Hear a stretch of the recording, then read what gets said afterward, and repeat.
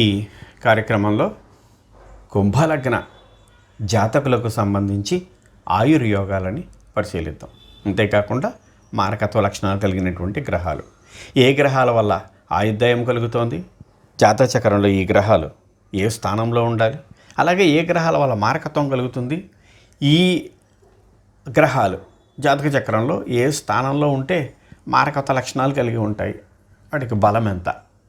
ఎప్పుడైనా ఏ యోగము పట్టినా ఏ లగ్నానికైనా సరే ఆ గ్రహము ఏ స్థానం నందు స్థితమై ఉందో ఆ స్థానం నందు ఈ గ్రహం యొక్క బలం ఎంత.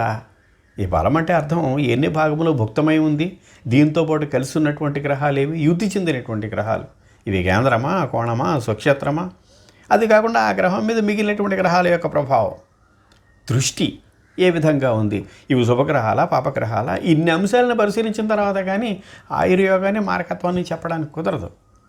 జత ముందు ఆయుర్యోగాన్ని ఇచ్చేటటువంటి గ్రహములేవి, ఇవి లగ్నాధిపతి, తర్వాత అష్టమాధిపతి, ఆ తర్వాత తృతీయాధిపతి, ఈ మూడు కీలకమైనటువంటి గ్రహములు. ఇందులో ఈ కుంభలగ్నానికి లగ్నాధిపతి శని, నైసర్గిక పాపి. ఇతడికి వ్యయాధిపత్యం కూడా పట్టింది. దీన్ని గమనించాలి. ఎప్పుడూ కూడా ఒక యోగాన్ని ఇచ్చేటటువంటి గ్రహము ఒకటి ఆధిపత్యం అయితే ఆ ఆధిపత్యంతో పాటుగా ఇంకో ఆధిపత్యం ఏదైనా ఉందేమో చూసుకుంటూ ఉండాలి. సప్తగ్రహములు గ్రహములు ఏడింటిలోనూ కూడా ఒక రవిచంద్రులకు తప్ప మిగిలినటువంటి 5 గ్రహాలకి కూడా రెండేసి ఆధిపత్యాలు ఉంటాయి. ఒక గ్రహానికి ఆధిపత్యం ఒక స్థానం అయినప్పుడు మిగిలిన ఈ రెండవ స్థానం యొక్క ఆధిపత్య ప్రభావము కూడా దీని మీద ఉంటుంది.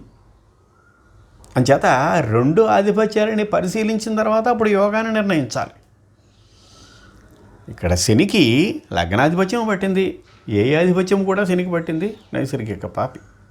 తర్వాత అష్టమాధిపతి బుధుడు, ఇతనికి పంచమాధిపత్యం కూడా పట్టింది. ఈ బుధుడు తటస్థ గ్రహం, 2వ ఆధిపత్యం. ఇక 3వది తృతీయ దశమాధిపత్యం కుజుడికి. ఈ తృతీయాధిపత్యముతో పాటుగా దశమాధిపత్యం కూడా పట్టింది. ఈ కుజుడు నైసర్గిక పాపి. చేత ఆయుర్యోగము కలిగినటువంటి గ్రహములు, ఆయుర్దాయమునకు యోగము పట్టినటువంటి గ్రహములు శని, బుధుడు, కుజుడు. వీటిలో బుధుడు ఒకటే తటస్థ గ్రహం, శని కానీ కుజుడు కానీ నైసర్గిక పాపులు. తర్వాత సప్తగ్రహంలో శనికి ఆయుష్కారకత్వాన్ని ఇచ్చారు, ఆ శని దీంట్లోనే ఉన్నాడు. జైమిని మహర్షి రవికి ఆయుష్కారకత్వాన్ని ఇచ్చాడు. ఈ రవి కుంభలగ్న జాతకులకి సప్తమాధిపతి అయ్యాడు, సప్తమ ముఖ్యాంతరం. ఈ రవి నైసర్గిక పాపి. చేత ఆయుర్దాయం ఇచ్చేటటువంటి గ్రహములు కుంభలగ్నమునకు శని, బుధ, కుజ, రవి. ఈ 4 గ్రహాల్లోనూ ఒక్క బుధుడు తప్ప మిగిలినటువంటి 3 గ్రహాలు కూడా నైసర్గిక పాపులే అవ్వడాన్ని గమనించాలి.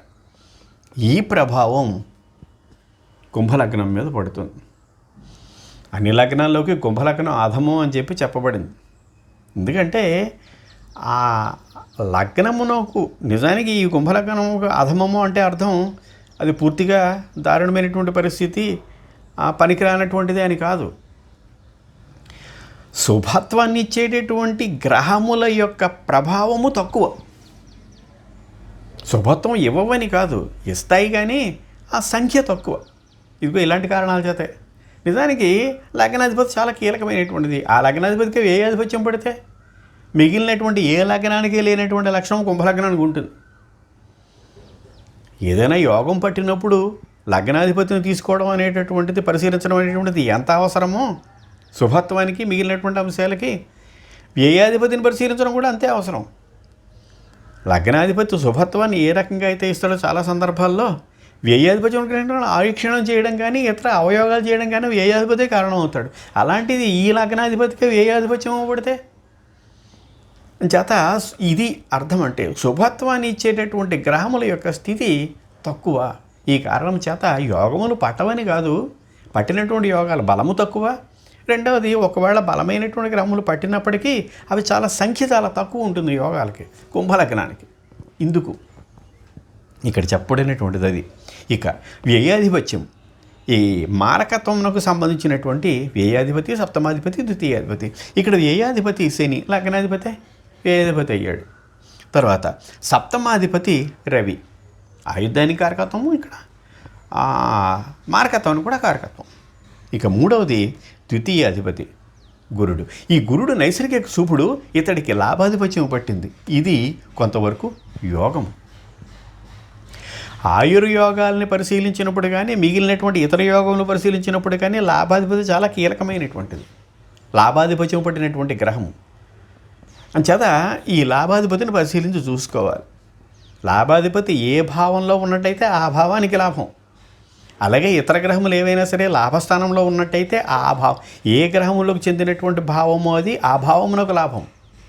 అంచేత లాభాధిపతి ఈ ఏ లగ్న జాతకులకైనా చాలా కీలకమైనటువంటిది.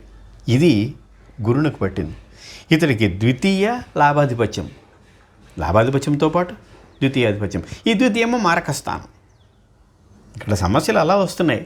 ఒకే గ్రహం యోగము పడుతోంది కానీ ఉదాహరణకి శనికి లగ్నం పట్టింది, లగ్నాధిపత్యము పట్టింది, వ్యయాధిపత్యం కూడా పట్టింది. అలాగే ఇక్కడ ద్వితీయము మిశ్ర స్థానం, గురుడికి లాభాధిపత్యం పట్టింది కానీ ఇక్కడ మారక స్థానాధిపతి కూడా గురుడే అయ్యాడు. ఈ కుంభలగ్న జాతులకు సంబంధించినటువంటి యోగముల యొక్క పరిస్థితి ఇది. అందుకనే కుంభలగ్నం అంత మంచిది కాదని చెప్తారు పండితులు ఈ కారణముల చేత. ఇప్పుడు ఈ ఆయుర్యోగానికి సంబంధించినటువంటి గ్రహములు శని, బుధ, కుజ, రవి. మారకత్వం లక్షణము కలిగినటువంటి గ్రహములు శని, రవి, గురు. ఇప్పుడు ఈ గ్రహములు కుంభలగ్న జాతకులకు జాతక చక్రంలో ఏ స్థానం ముందు స్థితమై ఉండాలో, ఏ స్థానం ముందు ఉన్నట్టయితే వీటికి శుభము కలుగుతుందో అనేటువంటి అంశాలని పరిశీలిద్దాం. అన్ని లగ్నముల్లోనూ కుంభలగ్నం అధమమని పండితాభిప్రాయం. ఆధిపత్యము చేత గ్రహములకు శుభత్వము తక్కువ. ఇప్పుడు చెప్పబడినటువంటిది అదే. శనికి లగ్నాధిపత్యంతో పాటుగా ఏ ఆధిపత్యం కూడా పట్టింది. లాభస్థానం అధిపతి అయినటువంటి ఈ గురునకు లాభస్థానంతో పాటుగా ద్వితీయాధిపత్యం కూడా పట్టింది. ఈ ద్వితీయ స్థానము మార్కస్థానం, మార్కత లక్షణాలు కలిగినటువంటి. ఇది ఇక్కడ అర్థం. ఆయుర్విషయమున ఇది వర్తించదు. ఆయుర్దయానికి ఈ గ్రహాలు రెండు కూడా ఉండవలసినటువంటి స్థానాల్లో ఉన్నట్టయితే శుభత్వాన్ని ఇస్తాయి అని. శని కుజులు, శని లగ్న వ్యయాధిపత్యము, బుధునకు పంచమ అష్టమాధిపత్యము, కుజునకు తృతీయ దశమాధిపత్యము. వీటిల్లో ఇక్కడ శని కుజులు ఇద్దరు కూడా నైసర్గిక పావులు, బుధుడు తటస్థ గ్రహము. ఆయుస్థానాధిపతులు వీరు 3, 6, 8, 11 స్థాన స్థితి ఆయుర్దాయమునకు శుభము. ఇక్కడ వీటిల్లో ప్రధానమైనటువంటి గ్రహములు శని కానీ కుజుడు కానీ ఇవి పాపులే కనుక 3, 6, 11 స్థానాలు వాటికి శుభమే. కానీ ఇక్కడ బుధుడి గురించి పరిశీలించినప్పుడు ఈ బుధుడికి అష్టమ పంచమాధిపత్యము పట్టింది. ఈ పంచమము కోణము, బుధుడు తటస్థ గ్రహము చేత ఇక్కడ అష్టమ ఆధిపత్యము పట్టింది కనుక బుధుడికి అష్టమ స్థానము కూడా శుభమే. అంటే 3, 6, 8, 11 ఈ కారణము చేత 3, 6, 11 ఏమో నైసర్గిక పాపులైనటువంటి వాళ్ళకి శుభస్థానాలు. అష్టమాధిపత్యం కట్టిన కనుక ఆ స్థానమునందు బుధునకు శుభం. అందుచేత ఈ 4 స్థానములలో కూడా 4 స్థానముల్లోనూ శని కానీ బుధుడు కానీ తర్వాత కుజుడు కానీ ఈ ముగ్గురు కలిసి కానీ విడిగా కానీ ఉన్న 2 గ్రహాలు ఈ స్థానాల్లో ఉన్న ఆయుర్దాయమునకు శుభమే. ఆయుర్దాయాన్ని ఎక్కువ ఇచ్చేటటువంటి వాళ్ళు అని. ఇక్కడ మనం ఆయుర్దాయం యొక్క బలాన్ని పరిశీలించినప్పుడు ఎన్ని గ్రహాలు ఏ స్థానాల్లో ఉంటే శుభత్వాన్ని ఇచ్చి ఆయుర్దాయాన్ని ఇస్తాయి అని పరిశీలించాలి. అంచేత ఈ గ్రహములు ఆయుర్యోగం పట్టినటువంటి ఈ గ్రహంలో 3 నైసర్గిక పాపులు ఎక్కువ కనుక 3, 6, 8, 11 స్థానాల్లో శుభత్వాన్ని ఇస్తారు. తర్వాత లగ్నాధిపతి శని కేంద్రమందు శుభం, కేంద్ర స్థానాల్లో ఉంటే శుభం. ఈ కేంద్రం ఎందుకు చెప్పబడింది? నైసర్గిక పాపి శని అంచేత కేంద్ర స్థితి శుభమవుతుంది. ఇక్కడ కేంద్రం అంటే 1, 4, 7, 10. కానీ రవి శని సింహ కుంభయుతి ఆయుర్దాయమునకు యోగం. రవి శని ఇద్దరు కూడా సింహరాశి ఎందు కానీ కుంభరాశి ఎందు కానీ యుతి చెందుట. ఈ రెండే ఎందుకు చెప్పబడ్డాయి? ఇక్కడ రవికి సప్తమాధిపత్యం పట్టింది, ఇది కేంద్రం. అంచేత దీనికి సంబంధించి ఈ రవికి సంబంధించి దీన్ని పరిశీలించాలి. సప్తమాధిపత్యం పట్టింది కనుక, కేంద్రాధిపత్యం పట్టింది కనుక. అంచేత రవి కానీ శని కానీ సప్తమంలో కలిసి ఉన్న సింహములో, తర్వాత కుంభమునందు కలిసి ఉన్న, ఎందుకంటే ఇది శనికి సుక్షేత్రం. ఇది ఈ 2 గ్రహాలు కూడా ఆయుద్ధానికి బలం. ఈ కారణం అది. శని లగ్నాధిపతి, రవి సప్తమాధిపతి. అందుచేత ఈ రకంగా కుంభమునందు శనియందు రవి తర్వాత శనులిద్దరూ కలిసి ఉన్నట్టయితే యోగము, యుతి ఆయుర్దాయమునికి మంచిది. తర్వాత కానీ దీని వలన పురుషునికి కళత్ర సౌఖ్యము, స్త్రీకి భర్తృ సౌఖ్యము తక్కువ. ఇది ఎందుకు చెప్పబడింది? ఇది ఆయుర్దాయానికి మంచిదే. శని ఇంట్లో రవి, రవి ఇంట్లో శని, లేక ఈ రవి శనులు ఇద్దరూ కూడా సప్తమంలోనూ లగ్నంలోనూ కలిసి ఉన్నట్టయితే యోగమే. కానీ ఇక్కడ కళత్రపరముగా పురుషునకు, భర్తృపరముగా స్త్రీకి సౌఖ్యం ఉండదు. ఎందుకు చెప్పబడిందంటే ఈ శనికి వ్యయాధిపత్యం పట్టింది. ఇంతకుముందు చెప్పానే, ఒక గ్రహము యొక్క ఆయుర్దాయమునకు లేక ఇతర భావములకు బలము కలిగినప్పుడు ఈ 2వ ఆధిపత్యాన్ని కూడా పరిగణనలోకి తీసుకోవాలి. ఇక్కడ శనికి లగ్నాధిపత్యంతో పాటుగా వ్యయాధిపత్యం కూడా పట్టింది కనుక ఆ వ్యయాధిపత్య దోషము ఎప్పుడు ఉంటుంది. ఈ కారణము చేత ఈ రవి శని యుతి లగ్నంలో కానీ సప్తమంలో కానీ మంచిదే, కానీ ఆయుధానికి మంచిదే, కానీ స్త్రీ పురుషులిద్దరికీ సౌఖ్యపరముగా చెడ్డ. ఎందుకని ఈ సప్తమము కళత్ర స్థానము, వివాహ స్థానం. ఆ అధిపతి శని, ఈ అధిపతి రవి. అందుచేత అంత ఆ సూక్ష్మ పరిశీలనతో చెప్పబడినటువంటి అంశం ఇది. ఆయుధానికి మంచిదే, కానీ కళత్రపరమైనటువంటి సౌఖ్యం పురుషుడికి, భర్తృపరమైనటువంటి సౌఖ్యం స్త్రీకి తక్కువ అవుతుంది అని. తర్వాత ఈ లగ్నంకు రవి కోణం ముందు 5-9 స్థానాల్లో, సప్తమ కేంద్రం ముందు శుభుడు. ఇక్కడ 5-9 ఎందుకు చెప్పబడింది? ఇక్కడ రవి సప్తమ కేంద్రం ముందు శుభుడు.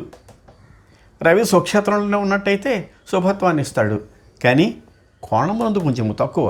ఎందుకంటే ఇది నైసర్గిక పాపి కనుక 5-9 కోణములందు. పంచమ అష్టమాధిపత్యం పట్టిన బుధుడు ఒక్కొక్క గ్రహాన్ని చెప్పుకుంటూ వస్తున్నాడు. పంచమ అష్టమాధిపత్యం పట్టిన బుధుడు అష్టమమున కేంద్ర కోణములందు లాభస్థానమందు శుభుడు. లాభస్థానంలో ఏ గ్రహం ఉన్నా శుభమే. ఇక్కడికి బుధుడికి ఈ అష్టమాధిపత్యం పట్టింది, పంచమాధిపత్యం పట్టింది కోణము. ఇతడు అష్టమంలో ఉంటే మంచిది, ఆయుర్దాయానికి సంబంధించినటువంటిది కనుక. తర్వాత కేంద్ర కోణములందు 1, 4, 7, 10 కేంద్రాలు, 5, 9 కోణములు. వాటిల్లో కానీ లాభస్థానమందు శుభుడు. ఎందుకంటే ఆయుస్థానాధిపత్యం పట్టింది బుధుడికి, ఏది అష్టమాధిపత్యం. ఈ కారణం చేత ఆ స్థానములలో బుధుడు శుభుడు. తర్వాత ధనలాభాధిపతి గురుడు. ఇక్కడ ధనస్థానమే మారక స్థానమునకు ప్రబలమైనటువంటిది. ఇతడికి లాభాధిపత్యం కూడా పట్టింది గురుడికి. అందుచేత ధనలాభాధిపతి గురుడు కేంద్రములందు ఇతడు నైసర్గిక శుభుడు. కేంద్రములందు అష్టమ లాభములందు స్థితి ఆయుర్దాయమునకు మంచిది. ఈ గురుడు అష్టమంలో కానీ, ఎందుకంటే ఆయుష్స్థానాధిపత్యం పట్టింది కనుక, అది కూడా ఇక్కడ కారణము కనుక, మారక స్థానము కనుక, లాభాధిపత్యము కనుక, అష్టమమందు లాభమునందు స్థితి ఆయుర్దాయమునకు మంచిది. ముఖ్యముగా లగ్న కేంద్రమందు ఆయుర్దాయమునకు శుభము. ఈ గురుడు కనుక కుంభలగ్న జాతులకి లగ్నంలో ఉన్నట్టయితే మంచి ఆయుర్యోగము ఇది. తర్వాత ఈ లగ్నమునకు వాహన భాగ్యాధిపతి. ఇక్కడ వాహన స్థానం అంటే చతుర్థం కేంద్రం. తర్వాత 9 కోణం శుక్రుడయ్యాడు. ఇక్కడ మళ్ళీ ప్రబల ఉత్తరోత్తరం అనేటువంటి నియమం ప్రకారం ఈ శుక్రుడికి ముందు ఈ శుక్రుడు నైసర్గిక శుభుడు. ఇతనికి కేంద్రాధిపత్యము, కోణాధిపత్యము 2 పట్టాయి. ఈ 2 పట్టడంలో మొదట ఏ ఆధిపత్యం పట్టింది, తర్వాత ఏ ఆధిపత్యం పట్టింది. ప్రబల ఉత్తరోత్తరం అనేటువంటి నియమం అనుసరించి తర్వాత పట్టినటువంటిదే ప్రయోజనం అవుతుంది, ఆ యోగం అవుతుంది. అంచేత శుక్రుడికి మొదట కేంద్రాధిపత్యము, తర్వాత కోణాధిపత్యమును. ఇక్కడ కేంద్రాధిపత్యము కంటే నైసర్గిక శుభుడికి కోణాధిపత్యము శుభం. శుక్రుడికి కూడా మొదట కేంద్రాధిపత్యం పట్టే తర్వాత కోణాధిపత్యం పట్టిన దానికి ఈ కోణాధిపత్యము శుభం. ఇక్కడ దీన్నే గమనించాలి. అంచేత శుక్రుడు ఈ లగ్నమునకు శుభుడు, దీన్ని గమనించాలి. లగ్నమునకు వాహన భాగ్యాధిపతి శుక్రుడు కేంద్ర కోణ లాభస్థానములలో ఆయుర్దాయం, ఇతర స్థానములందు సామాన్యం, చెడ్డ చేయుడు. ఈ శుక్రుడి కన్నా కేంద్రాల్లో కానీ 1, 4, 7, 10 కోణాల్లో కానీ, లాభస్థానం 11లో కానీ. దీన్ని బట్టి అర్థమయ్యేది ఏమిటంటే కేంద్ర కోణాలు ఎప్పుడు కూడా నైసర్గిక శుభత్వములు రెండింటికి సంబంధించి, పాపత్వానికి కానీ కేంద్ర కోణాలు 2 కూడా యోగాన్ని ఇస్తాయి. లాభస్థానమైనటువంటి స్థితిలో కనుక వీళ్ళు స్థితమై ఉన్నట్టయితే ఎప్పుడు ఆయుర్దాయానికి లాభమే. తర్వాత ఇంకా రాహుకేతువుల గురించి. రాహుకేతువులు 3-6 స్థితి శుభము. ఇంతకుముందు చెప్పబడినటువంటిది, దీంట్లో మార్పు ఉండదు. 3-6 స్థానాల్లో రాహువు కానీ కేతువు కానీ శుభమే. కానీ రాహువుకి 11వ స్థానంలో, కేతువుకి వ్యయ స్థానంలోనూ శుభమవుతుంది ఆయుర్దాయపరంగా కూడా. రాహువు కొన్ని సందర్భాల్లో స్వతంత్రమైనటువంటి గ్రహమై ప్రబల మారకుడు అవుతూ ఉంటాడు ఆ ఉండేటటువంటి స్థితిని బట్టి. అంచేత దీన్నే పరిశీలించాలి. ఇది ప్రతి లగ్నానికి మారిపోతూ ఉంటుంది. ఆ ఉండేటటువంటి వ్యయ, సప్తమ, ద్వితీయ మారకత్వ స్థానములకు అధిపతులైనటువంటి ఆ గ్రహముల యొక్క స్థితిని అనుసరించి రాహు యొక్క మారకత్వాన్ని చెప్పాలి. నిజానికి మారకత్వ లక్షణాలు కలిగినటువంటిది శని, రవి, గురుడు. ఈ గ్రహముల యొక్క దశ అంతర్దశల్లో మారకము కలుగుతుంది. కానీ కొన్ని సందర్భాల్లో రాహు యొక్క స్థితిని అనుసరించి ఈ 3 గ్రహముల కంటే రాహువే ప్రబల మారకుడు అవుతాడు. అది ఏ స్థానాల్లో? రాహువు పంచమ, నవమములలో కోణస్థానాల్లో ఉండి, ఇక్కడ పంచమం అంటే మిథునం అయ్యింది, నవమము కోణము తుల అయ్యింది. అంటే మిథునములో కానీ తులలో కానీ ఉండి రాహువు ఈ వ్యయాధిపత్యము, సప్తమాధిపత్యము, ద్వితీయాధిపత్యము పట్టినటువంటి ఈ శని, రవి, గురుల యొక్క దృష్టి పడినట్టయితే రాహుదశలో మారకమవుతుంది.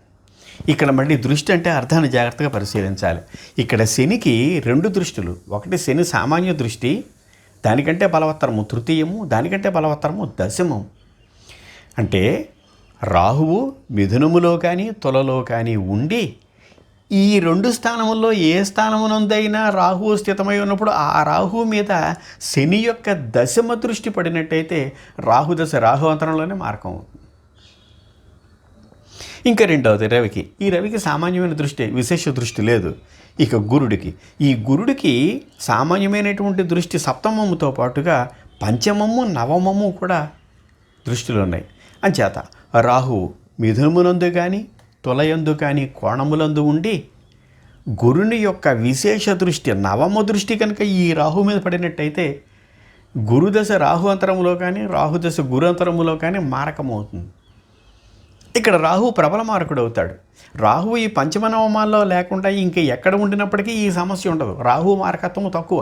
ఈ 3 గ్రహాలనే మారకత్వం ప్రధానంగా తీసుకోవాలి. అందుచేత మారకత్వం ఇచ్చినటువంటి గ్రహం ఆయుర్దాయం ఇవ్వకూడదని లేదు. ఈ మారకత్వం ఎప్పుడు చెప్పాలి? ఈ ముందు చెప్పినటువంటి నియమాలను అనుసరించి ఈ గ్రహములు ఎక్కడెక్కడ ఉన్నాయి, ఈ గ్రహములకు ఆయుర్దాయం ఇచ్చేటటువంటి స్థితి ఎంత, ఆ స్థానములందు ఈ గ్రహములు ఎంత బలమై ఉన్నాయి, ఎన్ని భాగములు భుక్తమై ఉన్నాయి, ఇతర గ్రహముల యొక్క దృష్టి ఏ విధంగా ఉంది అన్న పరిశీలించి ఆయుర్దాయాన్ని నిర్ణయించి అప్పుడు ఆ దశలను అనుసరించి మారకత్వాన్ని చెప్పాలి.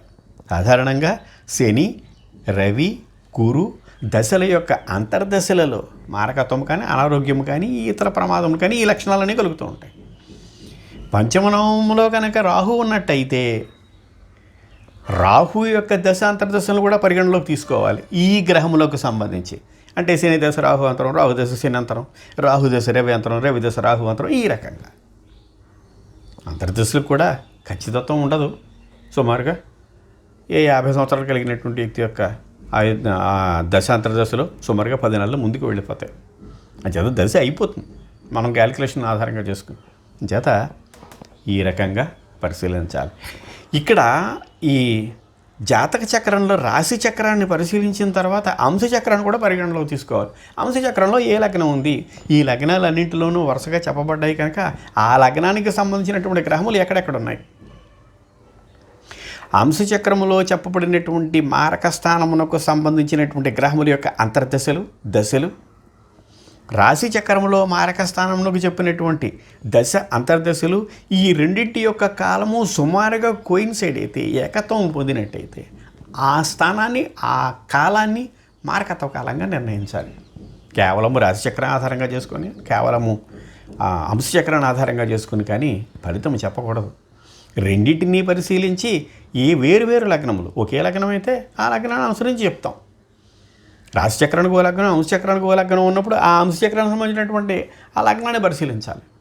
ఆ లగ్నానికి సంబంధించినటువంటి ఆ లక్షణాలు ఇంతకుముందు వరుసగా అన్ని లగ్నాలకి చెప్పుకుంటూ వచ్చాం కనుక వాటిని పరిశీలించి ఈ గ్రహముల యొక్క దశ అంతర్దశల్లో మారకత్వం కలిగినటువంటి గ్రహములు, రాశికి సంబంధించిన మారకత్వ గ్రహములు, అంశములకు సంబంధించిన మారకత్వ గ్రహములు రెండింటి యొక్క దశ అంతర్దశలను అక్కడ రెండు కూడా ఇంచుమించుగా సమానంగా సరిపోయినట్టయితే ఆ కాలాన్ని మారక దశగా మారక కాలంగా నిర్ణయించాలి. ఇంత సూక్ష్మంగా పరిశీలిస్తే కానీ మారకత్వం గురించి చెప్పడానికి కుదరదు. కనిపించి మేము చూడగానే ఇది మారకత్వం, ఇది ఆయుర్దాయం, ఈ రకంగా కాదు. ఆయుర్దానికి బలం ఇచ్చేటటువంటి గ్రహములు రాశిచక్రంలో ఉన్న అంశచక్రం కూడా పరిశీలించాలి. ఆ లగ్నాన్ని అనుసరించి ఇన్నింటిని పరిశీలించిన తర్వాత కానీ చెప్పడానికి కుదరదు. ఇది కుంభలగ్నమునకు సంబంధించినటువంటి అంశములు. ఈ కార్యక్రమం మీకు నచ్చినట్టయితే లైక్ చేయండి, షేర్ చేయండి, సబ్స్క్రైబ్ చేయండి.